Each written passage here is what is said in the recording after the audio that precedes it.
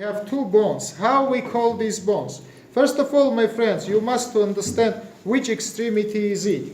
Now, say it's just wrongly connected. It's not normally connected to each other because our students damage it.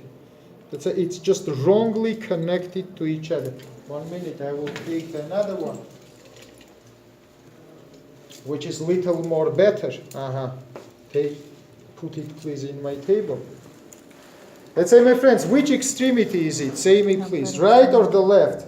And how you understand it? It's on your right. This is right extremity, guys. How I understand it? First of all, by os humerus, and second, by the bones of the forearm. You can see that in forearm we have two bones. Medially we have ulnar bone. In Latin we say os ulnaris. Laterally we have the radial bone. In the Latin we say os radialis. Let's say, my friends, this is exact position of these two bones. Let's start from os radialis. Os radialis, my friends, it is a long tubular bone. And like any long tubular bone, it has two epiphyses, proximal and distal, and it has diaphysis. Let's start from the proximal epiphyse. Proximal epiphyse we call head of radial bone. And on the head of radial bone, we have articulation surface. Articulation surface of head of radial bone connected with capitis os brachialis. Let's say capitis os brachialis forms the articulation with the head of radial bone. Remember it, please. Inferiorly to the head, we have the neck of radial bone. This is the neck of radial bone. And just below the neck, we have very good developed tuberositas, which we call ulnar tuberositas. Why it is ulnar, but my friends? Because in this place, radial bone attached to the ulnar bone.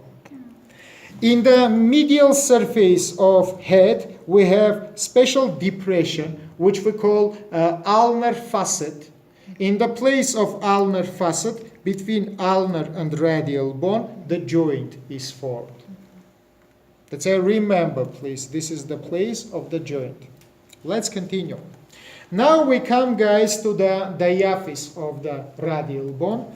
And please put your fingers and palpate it, everybody. What do you feel? You feel that this diaphysis has triangular form. It is like the triangle. If I will draw the cross section, it will be approximately like this. This will be the lateral side. This will be the medial side. And medially you can see the sharp angle, which is look to the medial side.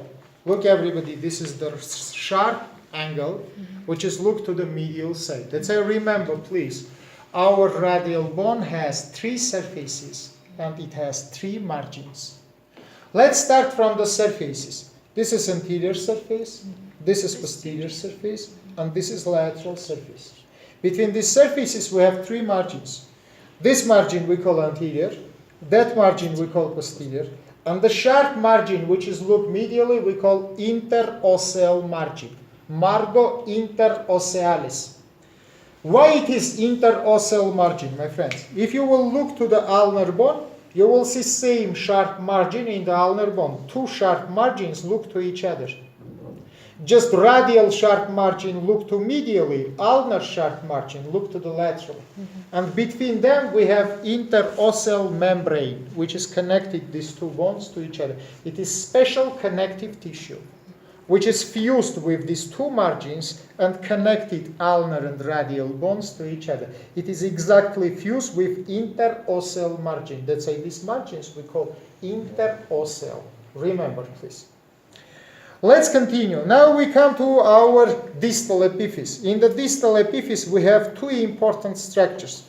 First of all, my friends, it is articulation surface. Here it makes articulation with the wrist region. Yeah? Let's say, remember, please, this is the main articulation with the wrist.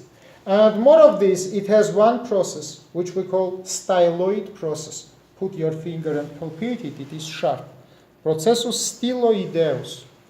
Let's say how you can understand which which surface is it? Processus styloideus strongly look to the laterally, interosseal margin strongly look to the medial. That's why if you take our bone and tuberositas located anteriorly. That's why you must understand which one is it, right or left, by these characteristics. Let's say once again, styloid process laterally, interosseal margin medially, tuberositas located anteriorly. Let's say if you remember it, you can easily understand which bone is it. Let's continue.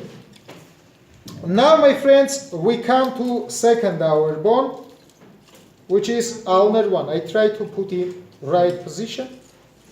What will be right position? Unfortunately, it doesn't go to the right position. In the right position, my friends, this incisura trochlearis will be connected with the trochlea. But just it doesn't turn. That's I can't normally show it. But in any case, let's discuss it. First of all, like a radial bone, it is a long tubular bone. Again, it has two epiphyses. Again, it has diaphysis. On the proximal epiphysis, we have two processes. One process located posteriorly, second located anteriorly. Posterior process we call olecrano. And if you remember, it is located inside of fossa olecranoni, which is in the posterior surface. We have coronal process, and coronal process in real case will become to the fossa coronoidea. Between them we have incisura trochlearis, which is connected exactly with the trochlea of the os humerus. That's why, my friends, in normal position, unfortunately I can't put it, olecranon will be in fossa, processus radialis will be in anterior fossa, and incisura trochlearis will be connected exactly with the trochlea of the os humerus. Now, my friends, if you will look in the lateral surface of it, you will see the depression. It is the radial depression. Like I said you before, it is place of connection with the radial bone. Let's say ulnar bone make the articulation not only with humerus, but with radial bone together. That's why in our cubital articulation, we have two articulations. These two bones connect, will be better to say three articulation. It is articulation of humerus with radius, articulation of humerus with ulna, and articulation between ulna and radius. Let's say cubital articulation contains three articulation, three joints, not one joint. Little bit below to epiphysis, we have the neck. In the place of the neck, again, we have the depression. It is place of the connection with tuberositas ulnaris. Which is connected with the ulnar tuberositas of the radial bone. Inferiorly, you see the diaphysis of the bone. Diaphysis of the bone, again, has triangular form. Again, we have three surfaces, but just if radial bone has lateral surface, ulnar bone has medial surface. Anterior, posterior, and the medial surfaces. Finally, my friends, we come to the lower epiphysis or distal epiphysis. Distal epiphysis has two structures important. First of all, my friends, it is articulation surface, which forms the wrist articulation joint together with the radial bone. Little after I will show it for you.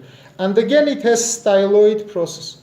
Styloid process of ulnar bone located medially, styloid process of radial bone located laterally. By the way, my friends, we can easily palpate these structures. This is important landmarks for us. This is styloid process of the radial bone. That is styloid process of the ulnar bone. Little up to styloid process, we have os pisiformis. It is a bone of carpal region. Little after, I will explain it for you. Let's say this is two styloid processes. Styloid process of the radial bone we use to make the palpation of our pulse. Let's say if you will put your fingers in the styloid process, you can palpate it, the pulsation. Let's say it is pulsation point.